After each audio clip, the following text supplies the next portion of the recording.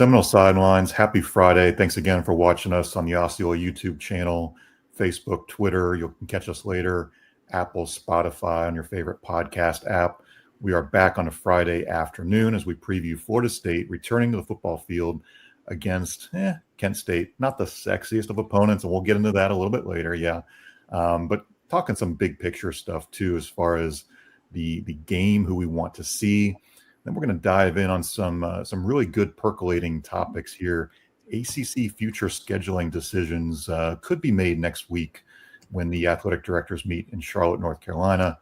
But again, joined by publisher Jerry Cutts, Osceola writer and recruiting writer Nick Carlisle. I am Bob Ferranti. We're going to hit on a lot of different things today. Kind of go through not necessarily a cleaning out the notebook show, but we got a lot of things we want to hit on. Jerry, this is not the biggest non-conference matchup here with Kent State, but it's going to be a big night. You were just talking about you're looking forward to Friday night in College Town. Let's talk a little bit about, if you're coming to town, things you can do on a Friday, things you can do on a Saturday pregame. It's the Hall of Fame weekend too, so Jameis Winston, Rashad Green will be inducted into the Hall of Fame, so congrats to them, as well as baseball pitcher Brian Henry.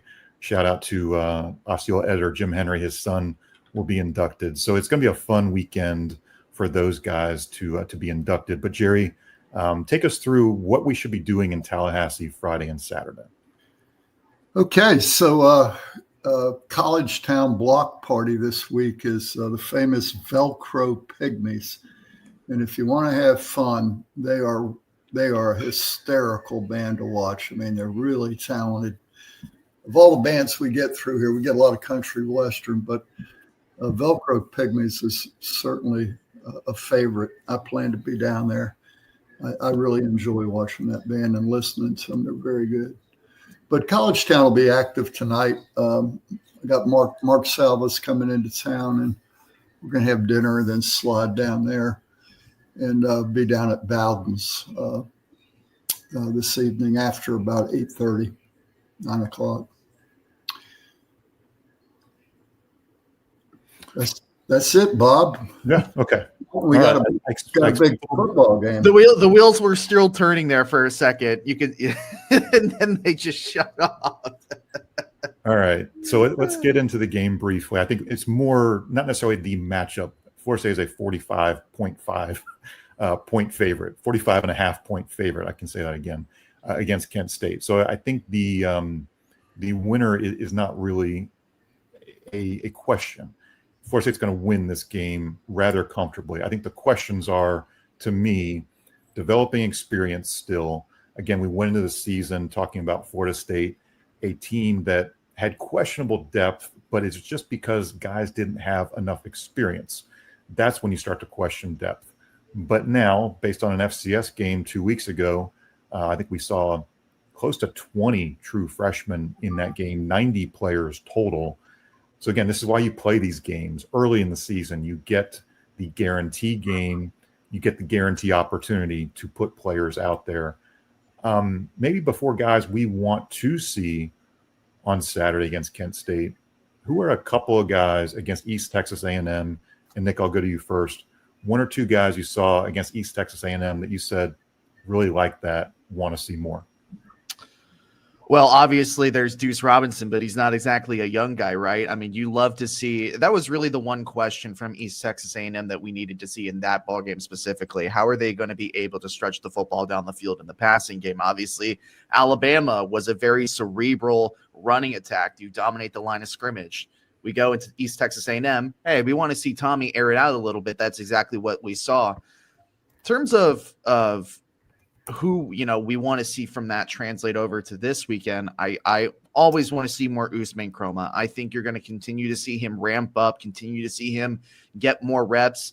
Right now, it's kind of an all or nothing. When you watch an Usman Chroma rep, it's either he's going to bounce off the butt of his offensive lineman for a TFL, or he's going to stiff arm three dudes and get you 8 to 10 yards on an inside zone run play.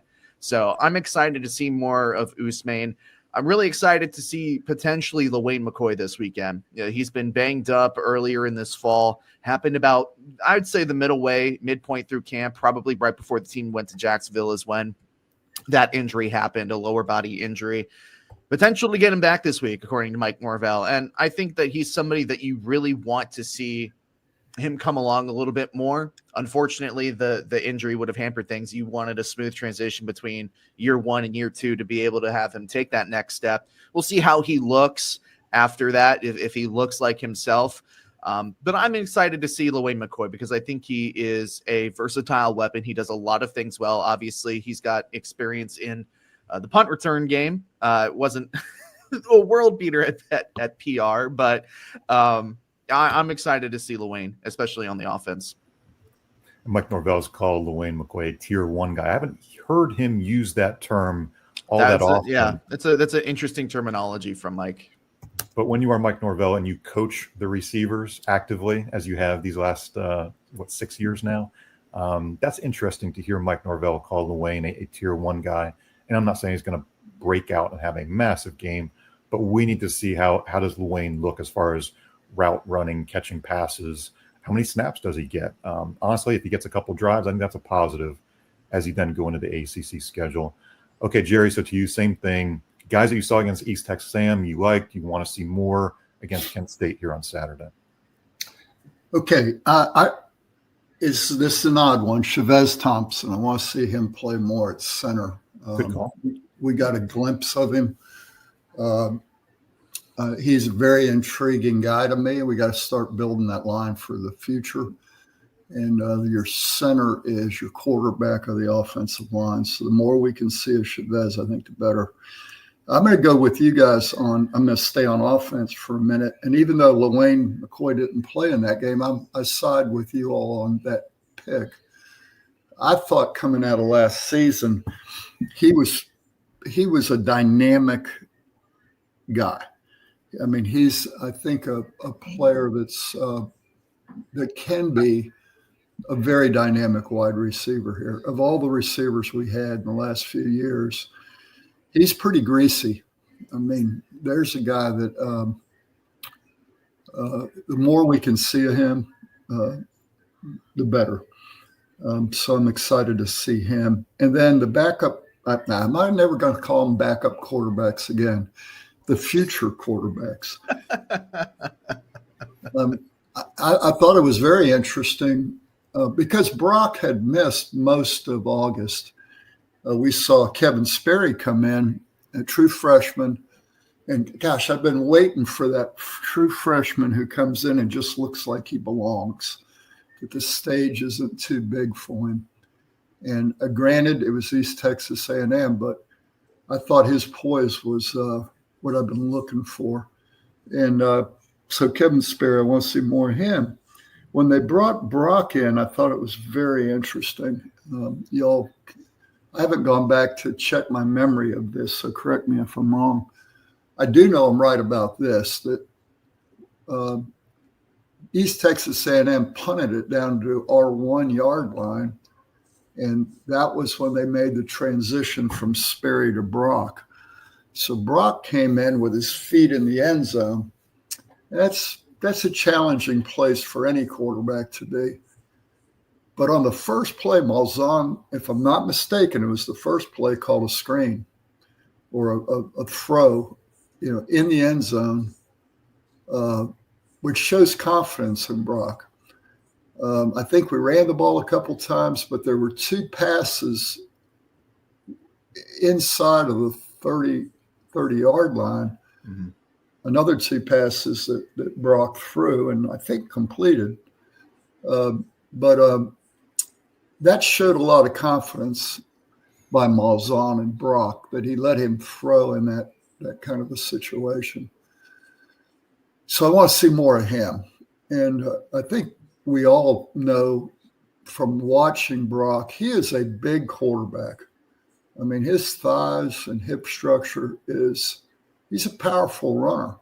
And I'm curious to see what he can do, what Malzahn can do with him, because I think he fits. So those are my guys on offense. We can jump to defense in a minute. What do you all think? Yeah, I was going to go jump to defense, but I think you're right, Jerry. I don't know if it was a repass option and just a hitch on the left side. I think he threw it to Deuce. Oh, no, it might not have been Deuce at that point. It was somebody on the outside Right. Either it was a hitch or a inward slant, but I remember it was a decent chunk of yardage right away. So I don't think your memory is failing you there. If we just want to transition to the defense, the name that I thought of initially was Jaden Parrish. There's a lot of young linebackers in that room, and I'm excited for Jaden because Caleb LaValle comes in, and he's going to be that exciting young linebacker. He's been hurt for not only a majority of the spring, but into the summer and here into the fall as well. It was a more serious injury that LaValle experienced. But Jaden Parrish gets into that game against East Texas A&M, and he's in the right spots. He's getting his hat on a hat. Wasn't always right, but he's producing as a Mike linebacker, and that's something that you want to be excited about in terms of a young linebacker at Florida State. You may have the potential to have hit on somebody coming out of high school at a position where the last linebacker that you were able to hit on out of high school was Kalen DeLoach in 2019. Like that's probably the last linebacker coming out of high school that Florida State has really hit on, right? And like a definitive hit. And I'm not calling Jaden Parrish a definitive hit yet, but I think he's an underrated option. And I was encouraged by what I saw, that he was making good calls as the center point of that defense, was getting into the right gaps, getting a hat on the running back or whoever was coming through the hole. I was encouraged by that. Because a linebacker is not one of those positions, unfortunately, like a running back, for example, where there's always going to be good talent in the portal. Linebacker is very, at least if your name's not Tatum Bethune, it's hard to find good linebackers in the portal, and they have tried. And it's not to say that Cam Riley was bad last year, right? But there is something to be said for growing your linebackers at home in that defensive scheme and letting them learn, as opposed to asking a linebacker to come in, be able to learn and conduct the defense. And that's obviously one of the reasons why you bring in like a Stephon Thompson, for example. So all of that is to say, I'm excited to see more Jaden Parrish. I hope that he gets into that game early and is able to have another productive outing. Yeah, on that score, Nick, Randy, I liked him last year when I was watching him. I kind of liked Randy Shannon, and I like Randy's approach to evaluation, where he likes high school running backs, guys who go both ways, because you get to see them change direction and turn their hips and do those things that a linebacker has to be able to do. And so I thought Randy's evaluations were good on that score. And to your point, they just haven't gotten there yet.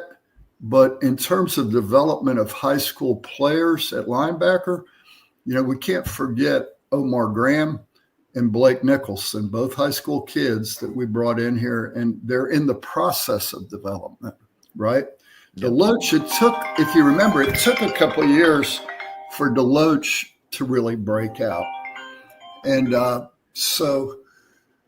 we went a long time without a high school linebacker that we developed.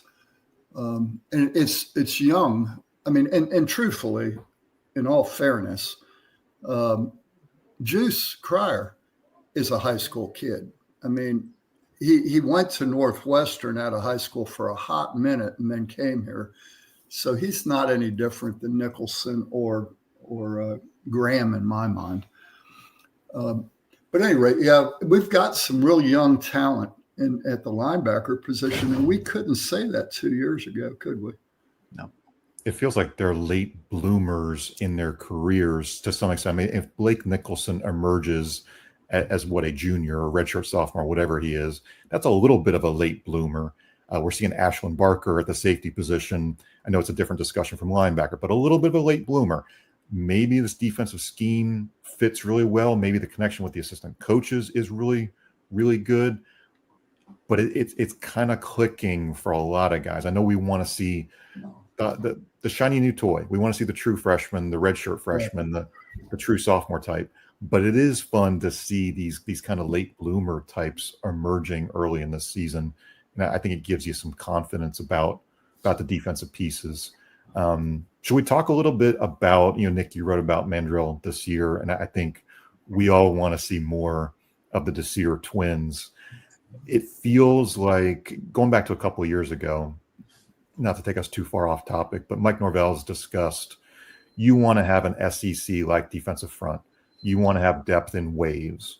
You want to be bringing it. And it's not just, again, you've got Darrell Jackson, Daniel Lyons, James Williams, Deontay McCray, Diamante Diggs.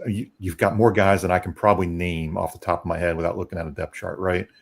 But to then add in the Desirs, who I think we appropriately have stated, they don't look like freshmen. They're not playing like freshmen, especially Mandrell. He's getting more snaps.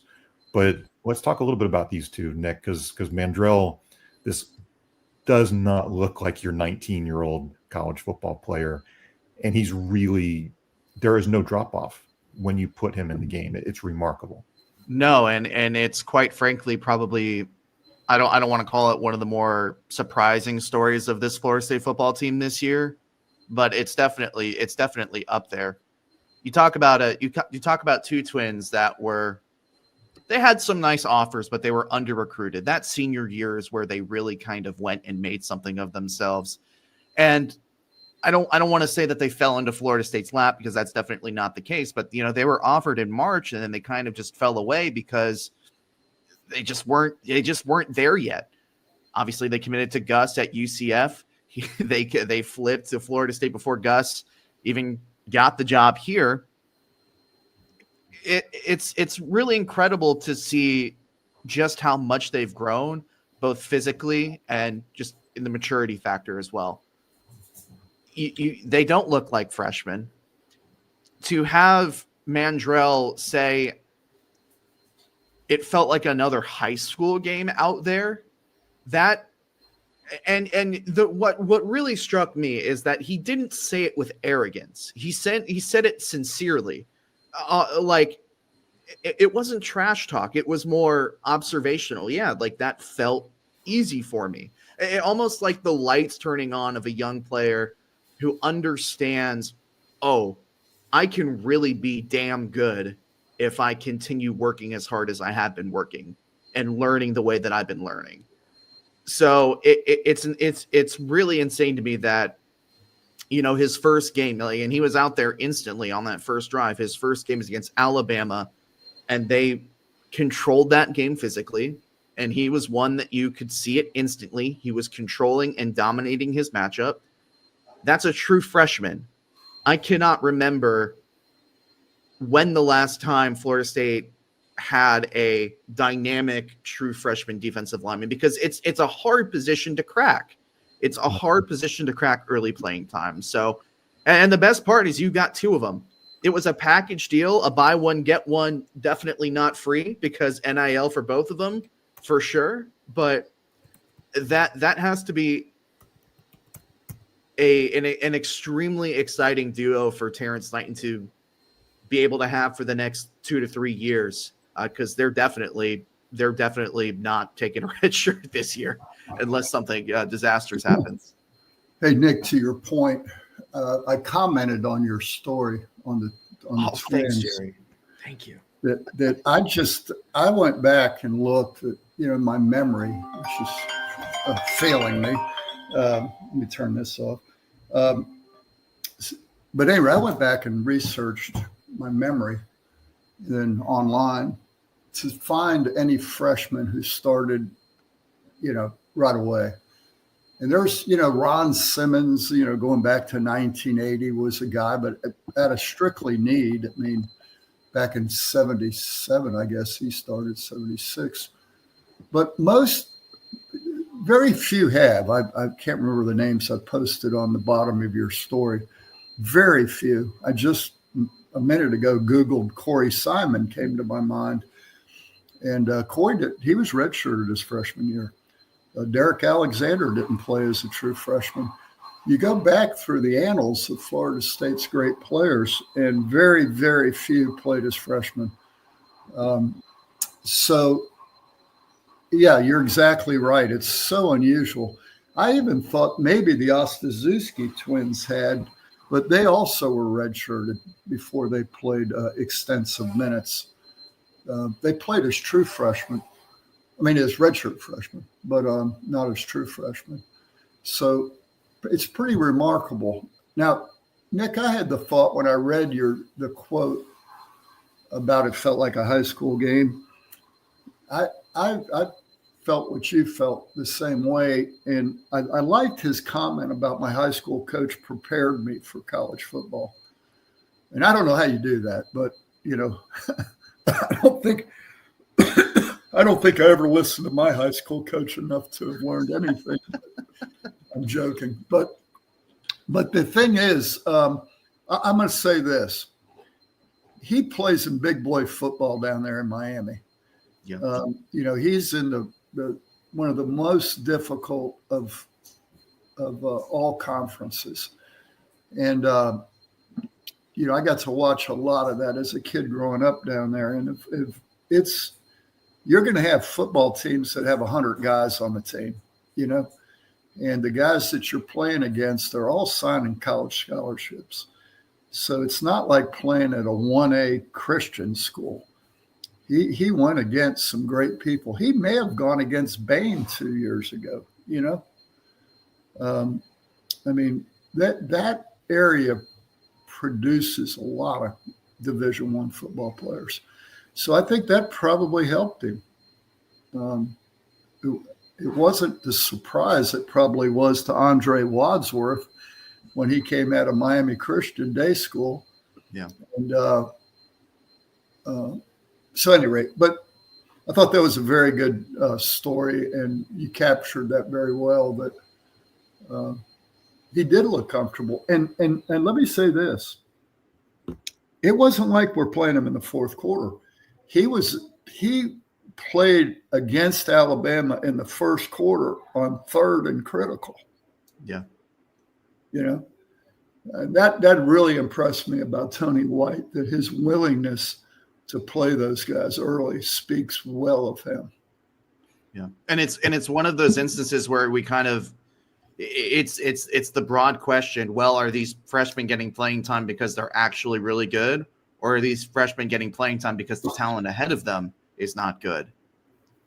I don't know necessarily that this 100% solves that, but the fact that both of them were able to get in there and be productive kind of makes you want to hope to believe it's that these freshmen are just as good as, the coaching staff thought they were going to be, Bob. There's a certain degree of coach speak, and maybe it's just because we're used to it from Mike, where everybody gets a shout out. That's kind of Mike's thing. It's a lot of coaches' things. T. Knight and Tony White weren't bluffing about it.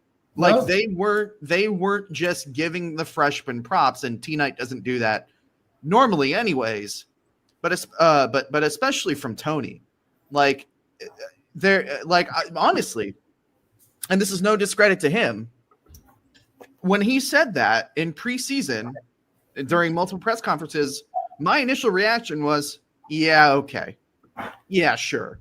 That's not actually going to be the case, especially because we knew that we were going to be so reliant on younger guys on the defensive line to begin with. It was like, sure. They're whatever you say, they're doing well. Here we are, and we're having this great story develop about two twins that not only have a genuine love for football, obviously they have a genuine love for one another, but they have genuine confidence and genuine athletic freakishness that is going to be a nightmare for opposing offenses to stop for the next 2 to 3 years. It's a meritocracy, to use the John Papuchis line. I think we're going to use that throughout the year. I think part of it is this coaching staff is so new. They have built relationships, but they don't care if they recruited you years ago as a 5-star or recruited you as a no-star, or Ashwin Barker, who barely played in high school and didn't even play at his junior college because of the way things just lined up for him getting to move to a Division I school. I think there's a lot of, hey, I saw it in the spring and I liked it, and I saw it in camp, and I liked it, and I can count on you day after day, and I still like it, and we're going to try that on Saturday. And I just like that there's just a lot of, like Jerry said, there's confidence in the Desirs to be out there early in games and in third and critical or whatever situation. I like that the coaches are just kind of going all in and saying, okay, we feel maybe you're not ready enough based on experience in a game, but you're ready enough based on what we've seen on a practice field and those situations that we've tried to prepare you for. So let me say this, going into this year, preseason, we're trying to predict who's this team going to be against Alabama. It was very difficult because we didn't get to watch spring practice, right? Yeah. Or preseason. But it was also very difficult for me to judge how good this team was going to be because I didn't know if what Tony White and Gus Malzahn, is it all coach speak with those guys? Or is what they say what they mean? We didn't know that. And I think what we've seen is everything they said in the fall and in the spring about various players has come to pass.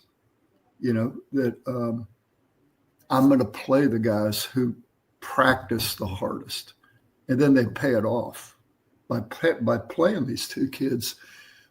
Not only does that make me feel better as a reporter, which doesn't mean a damn thing on the scoreboard, but it tells every player on that team that these coaches are real. That if you go out there and put in the effort, it'll pay off. If that's true, I think I'm encouraged as a freshman, sophomore, senior, that if I prove it on the practice field, I'm going to get my payday. So that should be good for the locker room. So let's kind of transition to the backup quarterback discussion and talk about another true freshman in Kevin Sperry. Brock Glenn has been injured in camp, missed those two scrimmages. They were obviously early in camp. Whatever injury he had, he wasn't able to go. Mike Norvell is going to be evasive as far as what the injury is, how much Brock Glenn has been able to do. He's obviously back and practicing. He is catching up to some extent in this Gus Malzahn offense. So let's ask the question this way. Given all of those situations, injury and whatnot, given what we've seen from Kevin Sperry and Brock Glenn, let's say it's third quarter and the scoreboard's out of control already. Do you go to Brock first because you went to Kevin first last game? Or do you stick with Kevin? And does that even mean anything? I think the reps mean something. But Jerry, who do you go to first? The guy that practiced the best this week. I mean, there's a certain offense you're going to run against Kent State. There's a certain offense that you plan to run against Virginia. I imagine we put in a lot this week for Virginia. Okay. And whichever quarterback produced the best in practice, has the best grip of what that is we're going to do, that's who I'm putting in next. Because come Virginia, if we should have an issue where Tommy gets the flu or sprains an ankle, you want that guy ready to go against Virginia. That's a good answer. Nick, what are your thoughts? Same question. I think because of what Jerry just said about, hey, if something happens to Tommy, you're going to want your best guy in. And not to say that Sperry isn't that best guy, but that's why I'd be more inclined to give Brock the reps this time as opposed to Sperry, because you are getting closer to that ACC schedule. And we've talked about it over the last week or so, the last 2 weeks. And I think it's Jerry's point. If you get into a oh crap situation, who are you going to rely on? You're more inclined to rely on the guy that's been with your program for 3 years and has the experience. So under that logic, if Mike is being truthful about the fact that it's truly an injury thing with Brock and he just didn't have the reps that He needed to or wanted to, and that's why Sperry went in first last week. If that is actually true, I feel like we see Brock this week first after Castellanos, because you want to give him those reps. They both had 2 drives against East Texas A&M before Michael Grant came in. It's not like it was dominated by one quarterback. Like Sperry got 3 drives, Brock got 1, right? They both got that equal, and I'd imagine they get equal drives as well. But you do want to be the second guy in there. You do want to get those reps sprinkled in with first teamers. That is the point of that. So I would imagine that if it's truly that Brock was behind and now Brock is catching up, he'll be out there first to be able to get those reps against a higher quality opponent than East Texas A&M. But obviously Kent State is woeful, and they have been for many, many years. But you want to be able to build him up for that ACC schedule to where, you don't put Sperry in first this week and he doesn't get those reps with the first team. So I think it's going to be Brock this week. I would be very surprised if it's Sperry. And if it is Sperry, that opens up the whole can of worms of, oh, maybe Brock really is number 3. Because I don't think that injury was super long-term. I feel like once upon a time I knew what that injury was. I can't remember it off the top of my head. If Sperry goes in this week, Bob, it's going to be harder anyways for Mike to argue that it's just we're bringing Brock along. It's no, Sperry is number 2, and he may have earned that, at least in my mind. So, no, he would have definitely earned that if that's the case. They're not going to put a number 2 guy in there just for PR reasons. I mean, they've got to get the number 2 guy ready to win, and because at any moment he's number 1. I think in an ideal world, this game goes. Gus Malzahn, I think, said at the quarterback club they script about 11 or so plays. In a perfect world, Florida State goes out, gets touchdowns on 2 of their first 3 drives, maybe a field goal. Maybe they're in comfortable control middle second quarter. I'd love to see Brock or Kevin second quarter with the first team offensive line at the minimum and just see how it looks. I don't want this also to be a referendum on Brock Glenn if he does not get out there as the number 2 quarterback. If they go to Kevin first, I don't think this is Brock is kind of done. We're never going to see him in a Florida State, uniform situation, whether it's this year or next year. I kind of want this to be a quarterback competition throughout the year into 2026 too. I think development of quarterbacks is really important just from a depth standpoint. So it is an interesting storyline. I think you guys have kind of rationalized 2 really good points of view on who we could see first and why. Look, we don't want to spend a ton of time on Kent State, but I know, Jerry, you've done some research. We've all kind of read into Kent State. The big overview is they lost 21 in a row until they beat an FCS team in their opener. They had to dismiss a coach because of, I believe it was taking some money from a restaurant, a booster in Kent State in the offseason. Kenny Burns was dismissed after being put on suspension in March, dismissed in April. They now have Mark Carney as an interim head coach. He's 1-2. He's an offensive coordinator. That's his background, tight ends coach. So he is really behind the 8 ball, as many of these interim head coaches are. And as an aside, guys, Florida State's going to face multiple interim head coaches this year because of Stanford with Frank Reich, because of Virginia Tech with Philip Montgomery, potentially Florida too, if they move on from Billy Napier between now and that matchup at the end of November. So that's another wild storyline that we've got so many coaching searches and interim head coaches. And yes, it's September 19th. But hey, Kent State, Jerry, I think let's kind of just go through, give a little bit of a primer. Yeah, very good. Struggles that they've had of late. Well, the only research I did was on their losing streak, to be honest with you, because it's somewhat historic.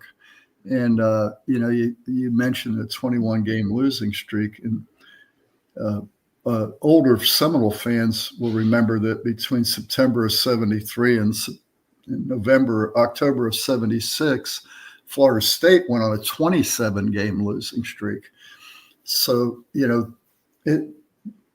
there's a lot of problems when you're going through this. The last Power 4 team they beat was back in 2013, or back at least going back to 2013. Their record against over the last 10 years, their record is 30-84. So this is not a team that's they shouldn't just jump up and beat you. So I think this game, Bob, is more about trying to come in and do what they did against East Texas and stay focused while you're in the game. You focus and let's get it done, and then get the next group in but play like a starter today, when you go into the game. And I think focus is important, not just for execution, but for prevention of injury. And I think that's their biggest challenge with this opponent is, you come off of an Alabama game, a 77-point game. You have a bye week. I mean, your role can stop. It can get distracted. So I think focus is the big deal with this. And we should note it's a short week. Florida State is going to be traveling to Virginia. It's a Friday night game. So for all those reasons, you want to get those starters the snaps and the reps that they need, of course. Right. But at some point, you need to get guys rested because you're going to get on a plane, get ready to prepare, do that walkthrough up at Charlottesville, and play that first ACC game. Now, we're going to talk about a short week all week this week. But I just want to say, and I'm curious to know what Mike says and how he adjusts his schedule for a short week. But the reality is they had a bye week last week, so they'll have 12 days to prepare for Virginia, and this Kent State game, I mean, it was probably well scheduled. And probably that's why they gave us the Friday night game and we took it, because you have to take them every now and then. And we can't play a Friday game in Doak, so every Friday game, some of our fans are going to wonder, why do we always have to play Friday games on the road? Well, we do because our stadium is a classroom building that's being used on Fridays. And so anyway, I think the last Friday home game was on a Veterans Day, if I remember right, back in around 2015. It worked out logistically for Florida State to host a Friday night game. So that's part of the reasoning there. Okay, guys, let's take a quick break. Alumni Hall is our great sponsor. We want to give them a shout out. And then I do want to come back. ACC future scheduling decisions are really topical. This is usually an off-season thing that we discuss, but it's really, really pertinent now as some decisions could be made maybe as early as Monday, but next week when the ADs are meeting. We'll hit on that next, right after this message from Alumni Hall. Hey Seminole fans, Alumni Hall is your ultimate FSU shopping experience and has moved to a new location off Timberlane Road in Tallahassee. Shop FSU gear from Nike, Champion, New Era, Yeti, and more. Alumni Hall has Seminole gear for the entire family, plus accessories and gifts. Spend $150 and you'll earn $10 off your next purchase with their Hall Pass rewards. Stop by their new location on Timberlane Road near REI or shop anytime online at alumnihall.com. Alumni Hall, where Seminole fans shop. Back on the Osceola's YouTube channel. Thanks for publisher Jerry Cutts joining us. Thanks for Nick Carlisle, our Osceola writer, recruiting writer, joining us on Bob Ferranti. We're about 40 minutes in, but we want to hit on this. This is a really important topic because I think fans love kicking around the ideas of future non-conference Power 4 opponents. This is great message board debate. It's great around the bar debate for years and years. So I want to start with a couple of, let's call them facts in evidence right now. Florida State is going to play at Alabama in 2026, even with the SEC going to a 9-game league schedule. The Florida State game is on. Alabama's good with that. Florida State's great with that, obviously. This is the new world of you have to have eyeballs, you have to have ratings, and you get money because of these massive ratings games. 10 plus million people watched Florida State against Alabama for a lot of reasons, right? Peak numbers were well beyond 12 million, massive numbers for ESPN. I think it was their biggest midday week one game, some kind of stat like that, biggest week one game for ESPN to have this type of matchup, Florida State against Alabama. So again, this is not necessarily a 2026 football schedule discussion for Florida State, but it is one moving forward as the SEC has decided we're going to go 9 games. Now the ACC is deciding what are we going to do. And there are a couple of decisions, discussions, proposals on the table. We've done some reporting on this. The AP has done some reporting. ESPN has done a lot of reporting. So I want to hit on a couple of these things before we kind of put it to you guys to debate. The first one is Michael Alford's viewpoint. I think that's an interesting one we want to hit on. He says he's a big believer of brand on brand. And we discussed this last week on Seminole Sidelines in the Front Row Knowles. He was asked about the scheduling model. He's big on brand on brand. He's talked about this for years and years, even before the lawsuits were brought about Florida State versus the ACC. Now, when he gets into the discussion of, do you do 8 league games and add on 2? Do you go to 9 and add on 1? He said he was 50-50. He's doing his research. He's going through the analytics. He wants to see what the numbers say. What's beneficial for Florida State, I'm sure, is what his mission is. The ACC ADs are going to be thinking about what's best for them too. It's an interesting debate because you could kind of stay where you are, which isn't ideal. I don't think that's what's going to happen. One option is going to 9 league games, which gives you more inventory for your broadcast partners. But then you're going to get 1 Power 4 opponent. Or another one that's been thrown out is you go 8 league games, and then you can schedule 2 Power 4s, whoever, however, and that could include a non-conference ACC in the mix. If you want to throw all of this into the weeds, there's a lot of things being discussed, again, next week at the ACC's league meetings. So I guess I'll start with this, Jerry, and I'll ask the question this way. Your mission is to advise Michael Alford, but through the lens of this, through the lens of you have to create games that give eyeballs to Florida State, because that's revenue moving forward in this new revenue distribution model. Your advice to Michael Alford on scheduling is what?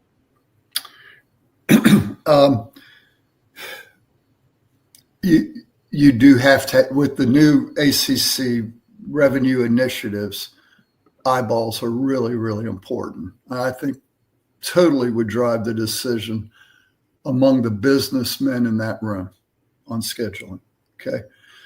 I'm going to add in, though, that Mike Norvell has a voice too, right?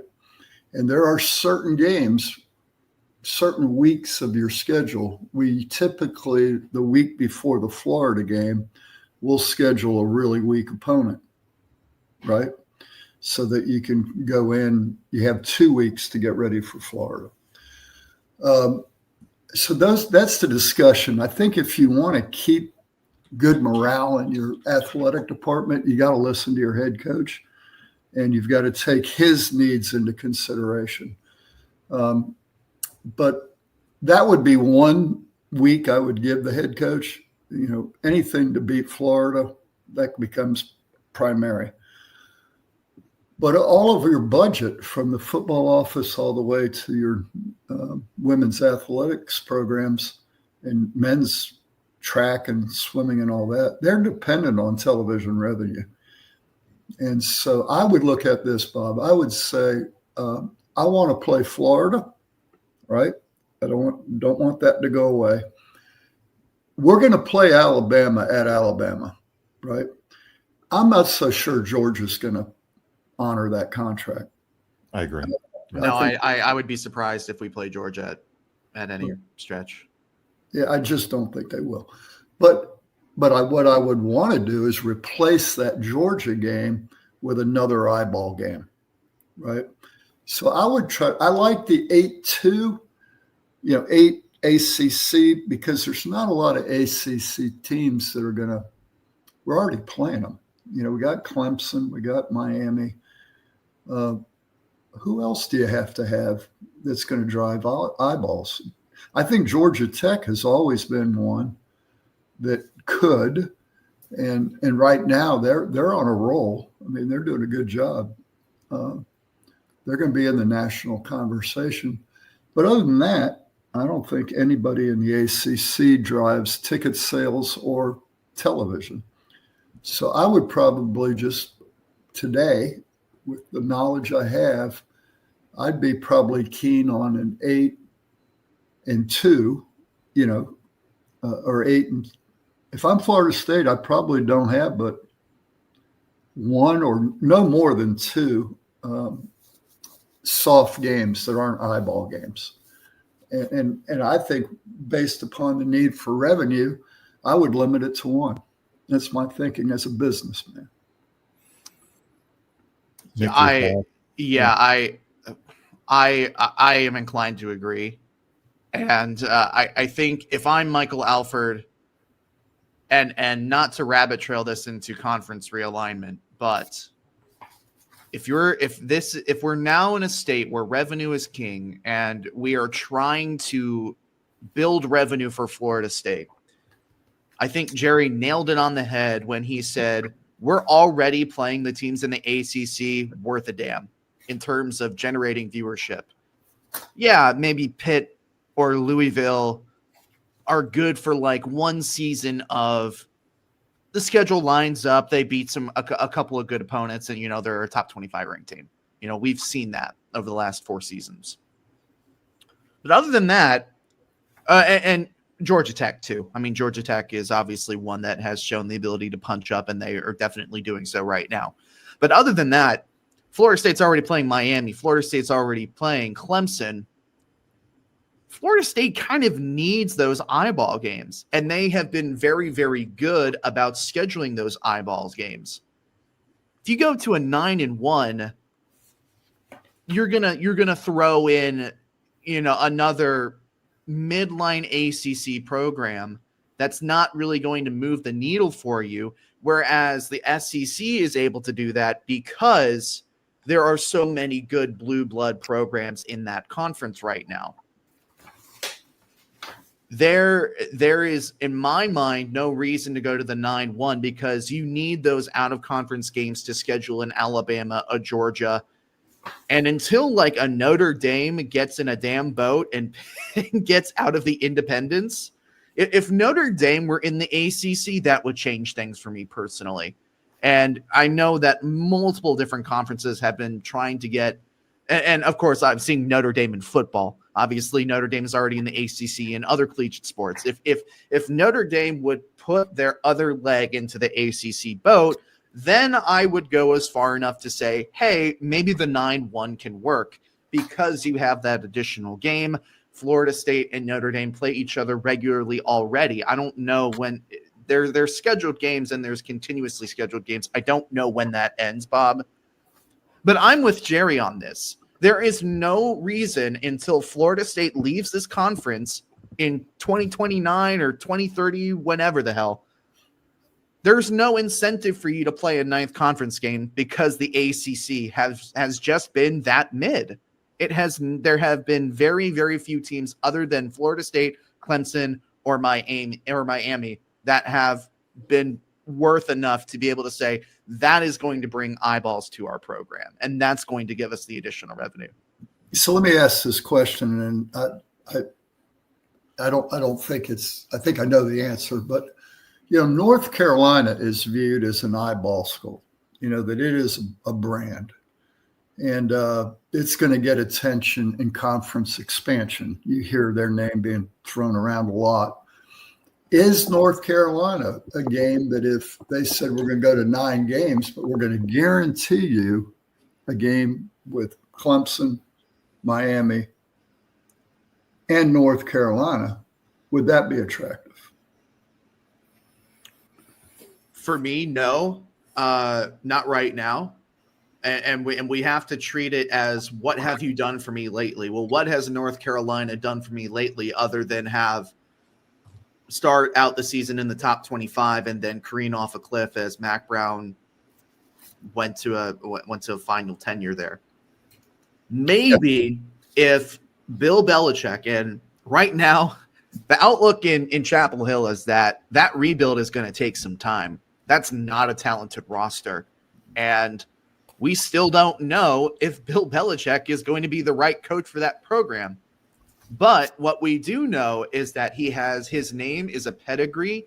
It has a pull. And if North Carolina football can be as good as North Carolina basketball, then you might have something. Yeah. But the ACC has continuously shown let me rephrase. The programs in the ACC have continuously shown that football is not the primary, the primary breadwinner. It's baseball and basketball, and in some programs, soccer as well. So until one of those programs ponies it up and says, and maybe there is more incentive to do that with the new revenue distribution. Unless a school ponies up, you got to spend money to make money. Unless they pony that up, become more of an established powerhouse, and I use that term loosely, in the ACC, there's no reason to go to 9 games. Now, I do think, to your point, Jerry, if there is a program that is going to be able to make that jump, it's going to be North Carolina, because they have the money, they have eyeballs in the sense of it's an interesting rebuild, but they are a national brand because of basketball, right? And other sports. If you're a basketball fan, a lot of kids are, wearing that powder blue. And if you are a lacrosse fan or a women's soccer fan, I mean, they have a national brand in a variety of sports. What's funny is timing, right? So I can remember when Mac Brown was at North Carolina the first time, we played a game of the century against them. It was like they were 1 and we were 2. They had the Johnson and Johnson brothers at running back. And then they fell off the cliff when Mac left.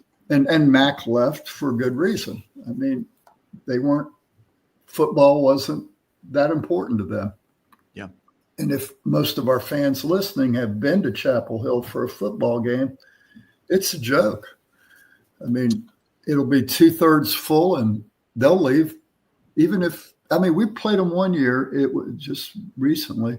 2021 with Florida State fell behind and then rallied. And Sam Howell was the quarterback, and Florida State took control. We saw, third quarter, Jerry? Because you were in the stands and I was in the box. Yep, and it emptied out. Yep. Yeah.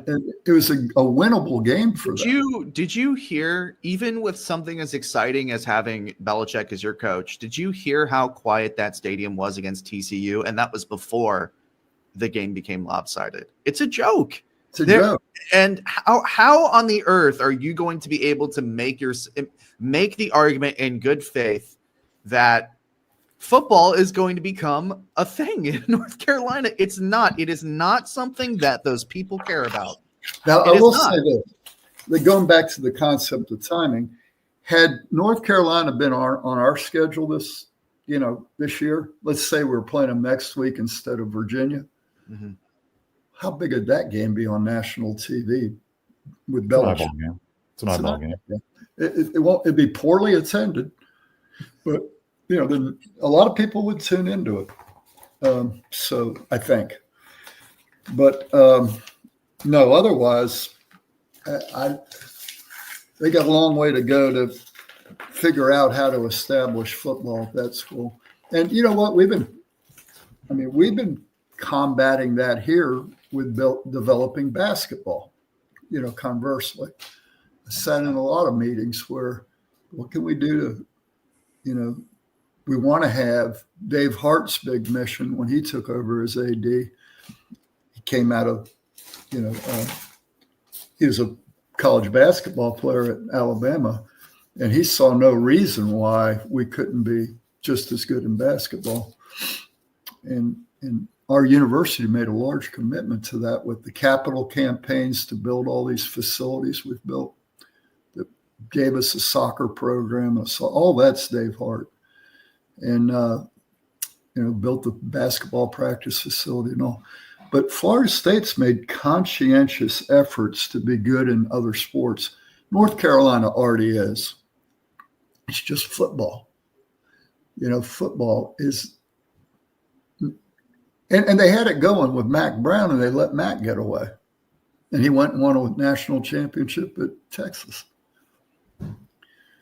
So let me ask this. I've been trying to find a solution that could work, that could be flexible for the 17 schools in the ACC.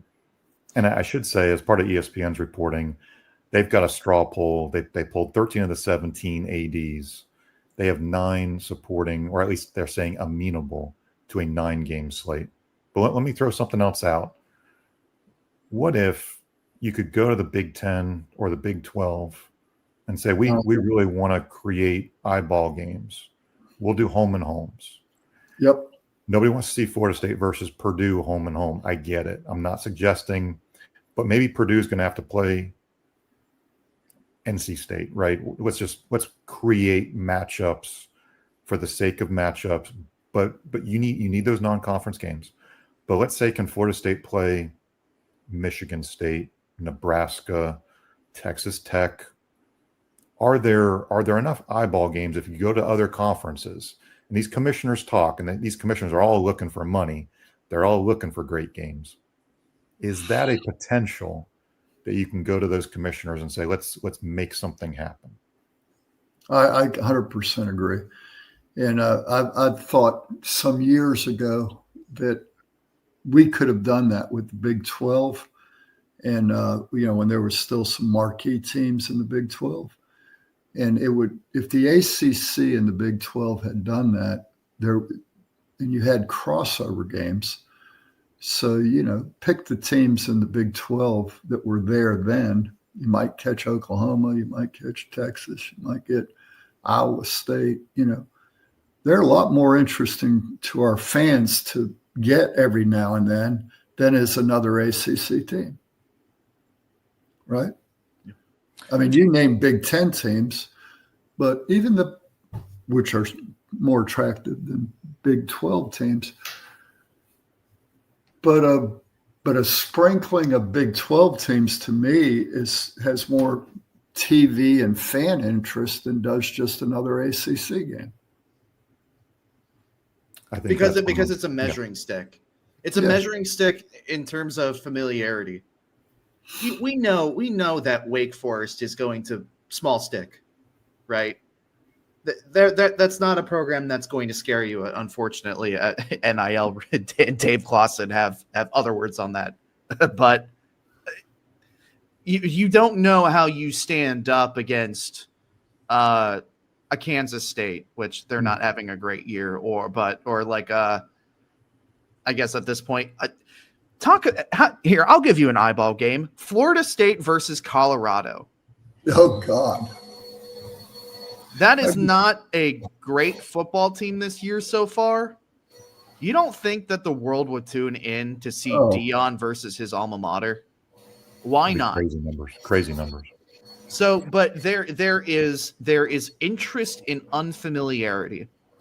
Uh-huh. And as much as it's good to see continuity, you see the progression and in other instances the decline of programs in your conference on a year-to-year basis, and you can kind of earmark that. It's good for storytelling and continuity, but the interest in unfamiliarity is something that can bring eyeballs. And at the root of this discussion, and we'll wrap it up because got to sign off here soon. But the root of the discussion is, how do we get eyeballs on Florida State? How do we bring money to Florida State? How do we make our brand and product better? And that's how you do it. That is how you do it. I got a comment I want to make. Back in the day when we had to make the decision between the SEC and the ACC back in '91, a big part of that discussion was if we joined the SEC at that time, we were going to be and I was told this by an AD at the time, we would be a cheaper version of Florida. All right. Florida had much better facilities, had much bigger population market in recruiting. This is from a recruiting standpoint now. If you got Florida and Florida State in the SEC, recruits are choosing between Florida and Florida State. At that time, we had no facilities. They were likely to choose Florida because it was closer to their home and they had better facilities. By going to the ACC, the logic was, and this is very controversial, people are not going to hear this, but the logic was, if we're playing in the ACC and the competition isn't as stiff as it is in the SEC, that enables us to schedule Nebraska, Notre Dame, Southern Cal, all these games, and it gave our athletic department the opportunity to differentiate itself from Florida. So they could say to a recruit, look, if you want to go play at Florida, you'll be on regional TV every week. But if you come to Florida State, we play in the SEC. ACC will play against Clemson. It'll be a national game. But we also have, during the 4 years you're here, you'll play at Michigan, against Southern Cal, against Nebraska, Oklahoma. And ball players go, man, those are all national TV games. The NFL is going to be watching those games. And Nick, to your point, I'm bringing home now, is if you go to 8 games instead of 9, that gives the AD that flexibility to get a one-off, even if it's on the road at Michigan, a one-off, even if it's on the road at Oklahoma, that's going to draw huge television numbers. Because the nation likes intersectional football games. And it helps recruiting. Mm-hmm. Yeah.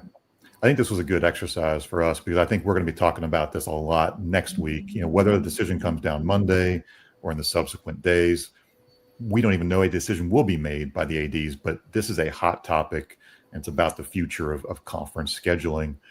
Again, the 2026 schedule is not going to be impacted. Florida State is going to go to Alabama.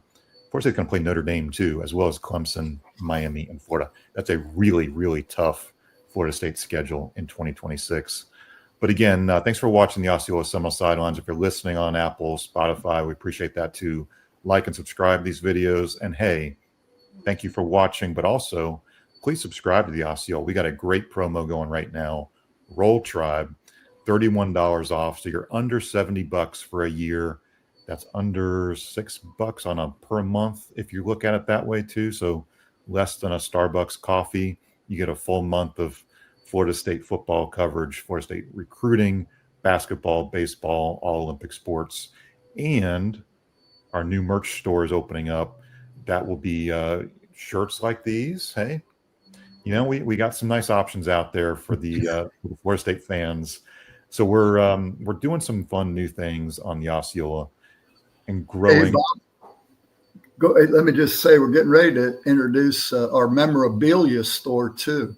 And man, we got some unbelievable items on there. I mean, simple basic things like autographed pictures from Charlie Ward and all that, but also got conference championship rings and one of a kind items, the collection of Burt Reynolds, the collection of Mike Martin. So be looking for that. That'll be coming hopefully this weekend. We're going to open the door on that. So yeah, if you've got your Florida State man cave, like Jerry's saying, you can get some things like shirts and polos, but also those one-of-a-kind things, some pictures to hang on the wall, autographed memorabilia, or like Jerry said, one-of-a-kind items.